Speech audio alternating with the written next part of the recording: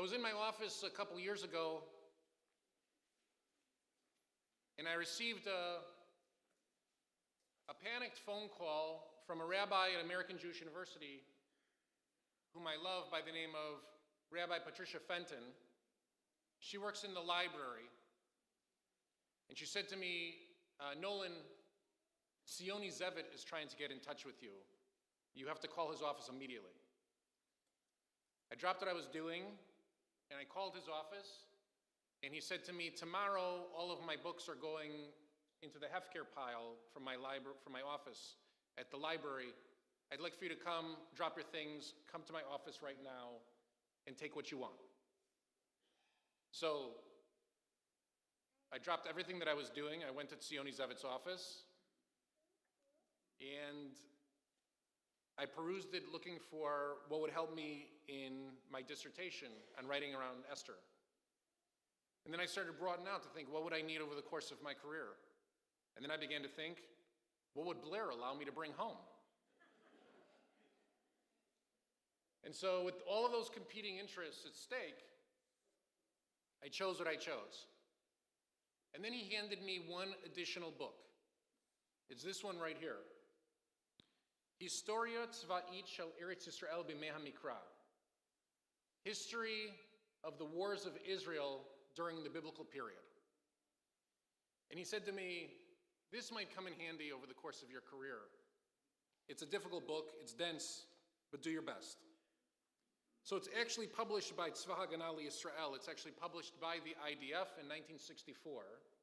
It talks about the archaeological evidence that links the battles that are described in Joshua, in Judges, in Kings 1 and Kings 2 and Chronicles, and talks about the evidence of all of them, the strategy behind them, and how the Jewish people should learn from them. All of this to say that the battle that we're about to read in the book of Genesis is not in this book.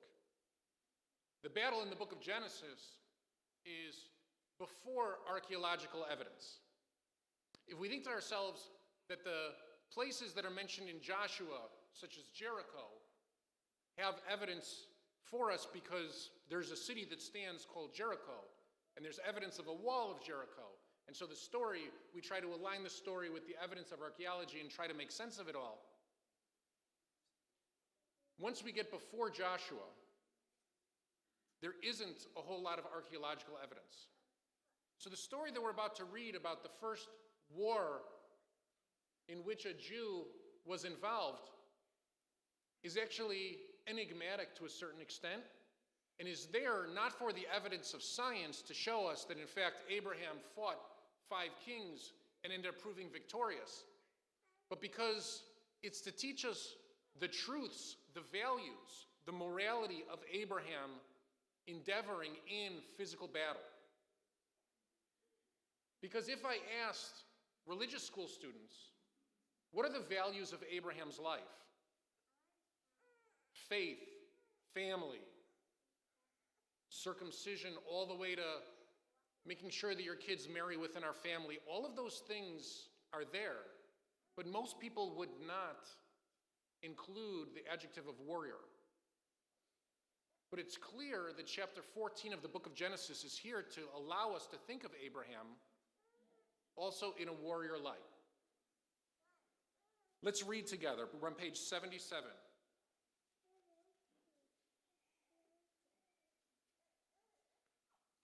Vayehi b'mei Amar Fa'el, Melech Shnir, Arioch Melech Elasar, Kedar la'omer Melech Elam v'tida'el Melech Goyim. And the reason I read it in Hebrew is because, number one, it doesn't sound like Hebrew. These names are clearly not Hebrew. But number two, we don't recognize any of these names or places that are described in the first verse. When King Amarphel of Shnir and King Arioch of Elasar and King Kedar Laomer of Elam and King Tidal of Goyim, when they made war on King Bera of Sodom, King Bersha of Gomorrah, Ber and Bersha mean like death and embarrassment, right? It's like the introduction of in the book of Ruth. Naomi's 2 sons, one is called disease and one is called death. to tell us that these names are not so important, they're going to go pretty fast. So this is, and the context of this is that Abraham and Lot have already separated. They come back from Egypt, both incredibly wealthy people. And Abraham says to Lot, you know, this land is not big enough for both of us. It actually can't bear the weight of us together. Let's divide our two enterprises, our two businesses.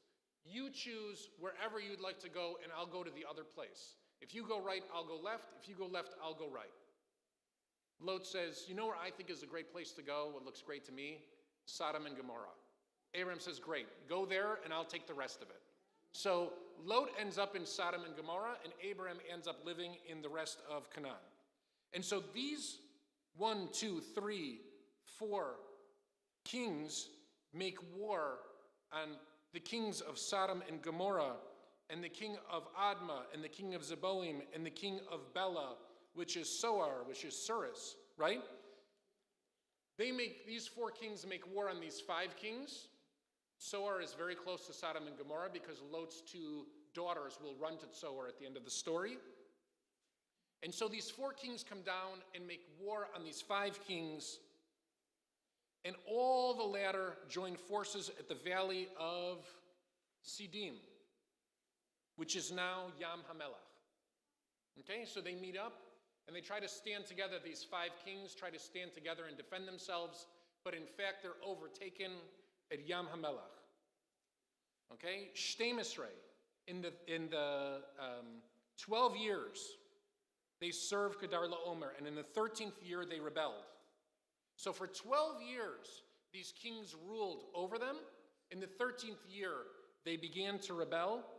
And in the 14th year, Kedar Laomer and the kings who were with him defeated them. And the Horites in their hill country of Seir and Paran in the wilderness. And on their way back, they came to Ein Mishpat, right, which is a place called No Justice. They came to a place called No Justice, which is Kadesh, which is a city in the south, in the Negev, according to archaeology today, and subdued all of the territories of the Amalekites.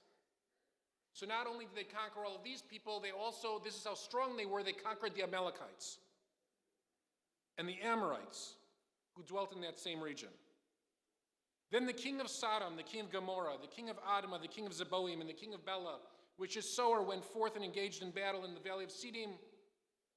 And those 4 kings beat those 5 kings. All of this is a prelude to what we're talking about. None of this mentions Abraham at all. This is only an introduction to what's important for us to read. And in a complete, just for us to know in the back of our minds, those first 9 verses that report, that fits actual ancient Near Eastern battle reports. It's exactly the same format that we find on Akkadian tablets that report battles in the Middle East. So this is presented to us word for word in the same structure that other cuneiform tablets are presented. So if we're to believe that this portrays a battle, there's evidence in museums across the world that do it.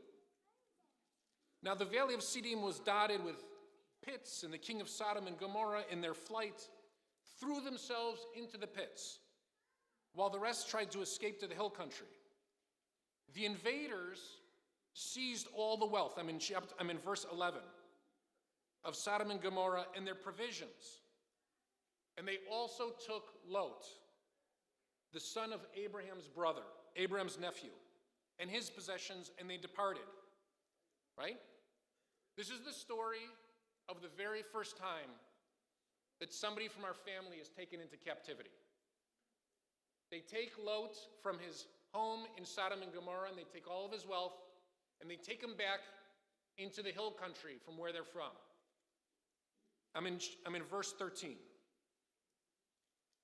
Vayavo hapalit, a fugitive, an outsider, comes to Abraham with the news. And Abraham was dwelling in Mamre, which is a city not far from Jerusalem, we think. And I'm in verse 14 now. When Avram heard, Vayishma Avraham, ki nishba echav, when Avram heard that his family had been taken into captivity. Vayarek et chanichav yelidei veito 18,300 v'yardof adan. He put together the Magnificent Seven. Right? Abraham's instinct was not to negotiate, but to put together a group of 318 individuals that would fight with him. And Abraham took them in pursuit of those who had taken his nephew into captivity.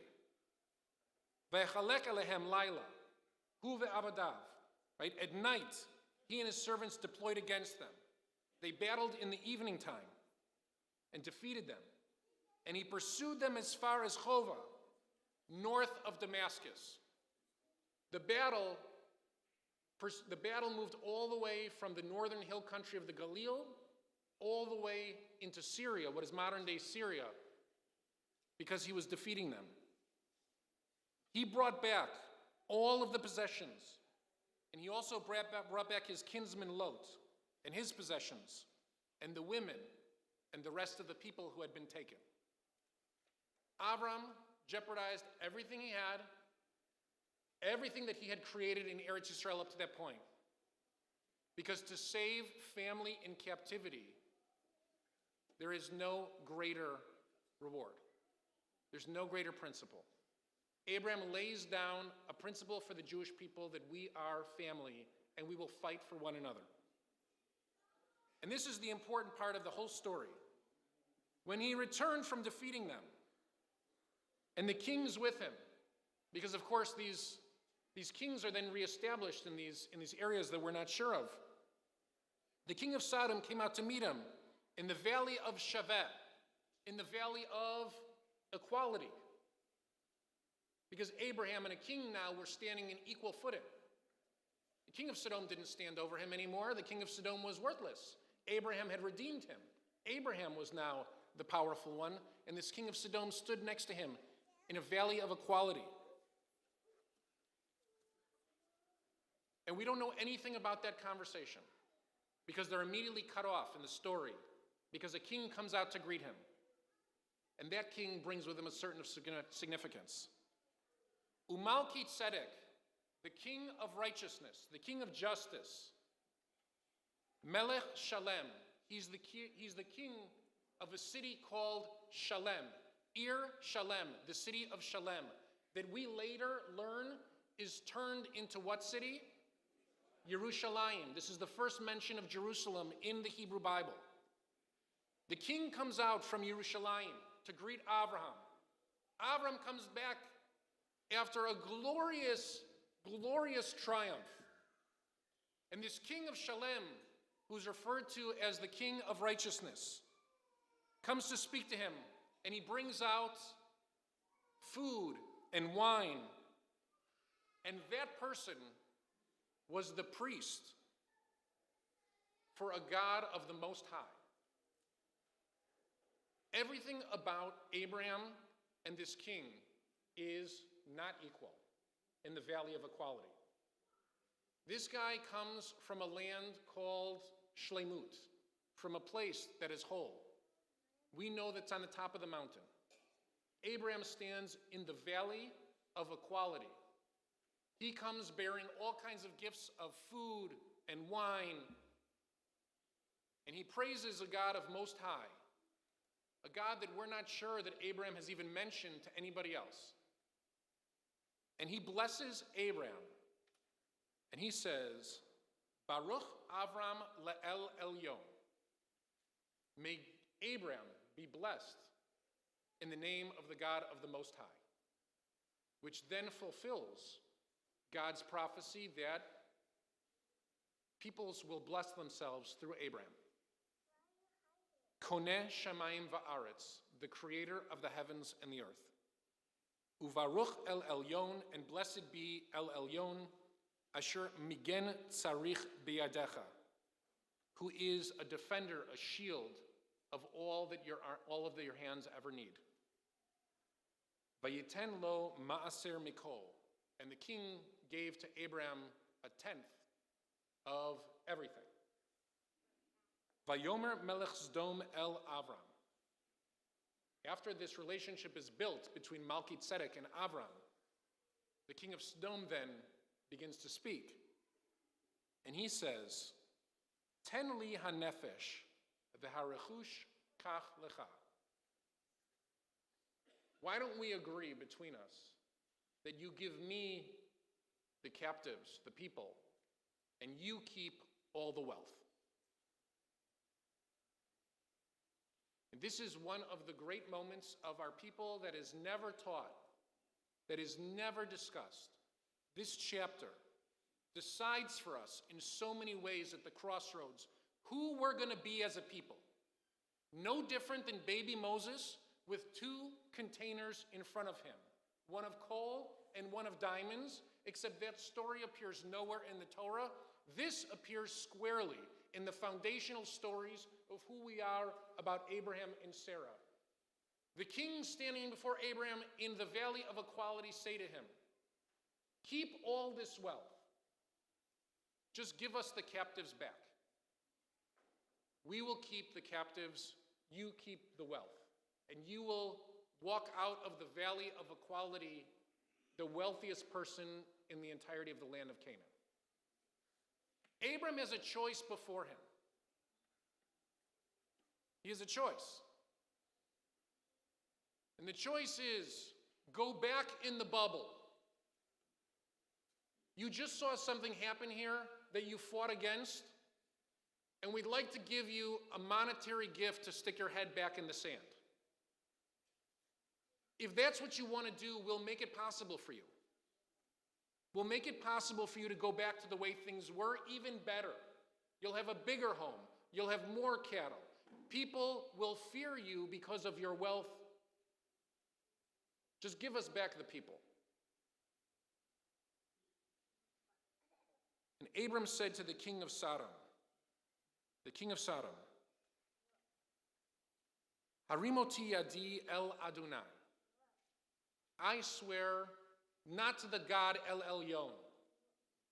I swear to the Tetragrammaton, to the God of the Jewish people. Yadi El Adonai El Elyon. That's the God that's most high. Koneh Shemayim va'aretz, the creator of the heavens and the earth.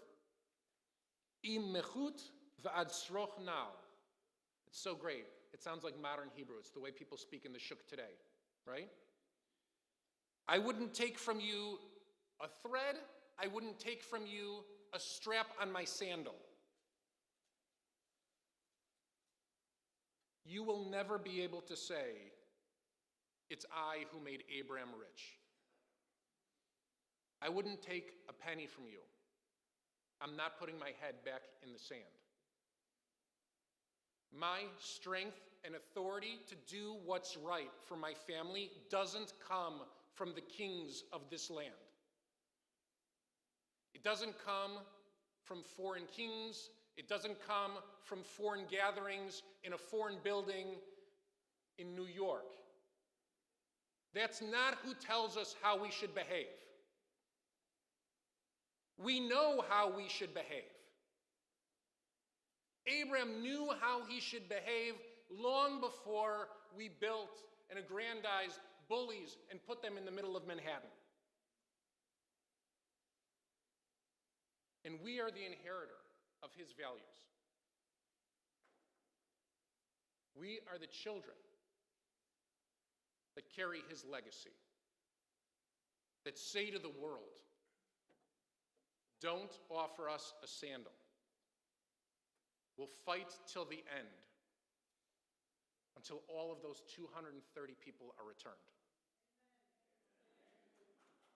We don't gain authority. We don't gain an authority. We don't need an authority. Because we know inside ourselves what is right. We know inside ourselves what we have to do. We know inside ourselves that we're family. And from the very first Jew to the very last, we will fight for one another.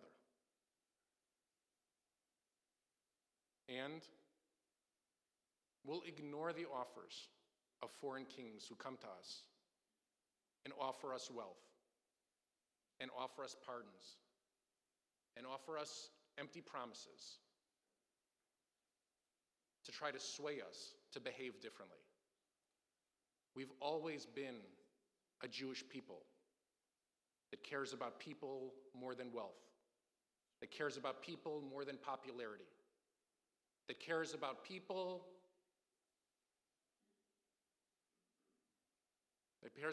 more than the opinion of others.